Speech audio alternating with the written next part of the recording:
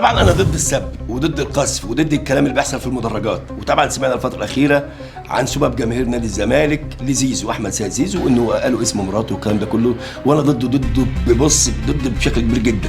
لكن بيحصل لكن هو المشكله ان الاعلام بتاعنا في مصر اعلام ما عندوش ضمير، انا اسف يعني، ما عندوش مصداقيه، ما عندوش ميزان العدل واحد.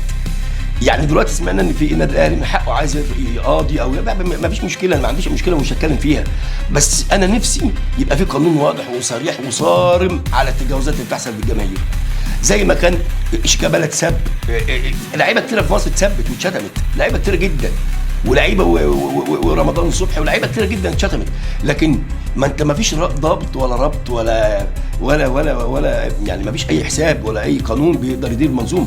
لا، انا ضد الغلط، غلط تغلط في ده وتغلط، وغلط ان ندخل الالفاظ، وغلط انك تريق واعمل انت عايزه، وفي حاجات بتحصل كتير جدا تقدر تاخدها، بس الاعراض زي يا جماعه ده كان موضوع وصل لعنصريه ودفنه وحمار واشكال، كانت حاجات كتير جدا حصلت مع اللعيبه كتير جدا، لكن انا ضد ده.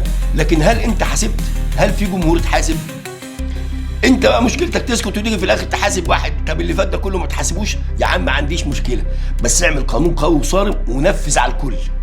اللي يغلط يتحاسب، ايا كان جمهور الاهلي جمهور الزمالك ايا كان الجمهور، بس انت خليك راجل وخلي عندك ضمير واطلع حاسب اللي يغلط، حاسب اي حد يتجاوز، خلي في قانون صارم في الرياضه، قانون يتطبق على الكبير والصغير، خلي ميزان العدل واحد على الجميع.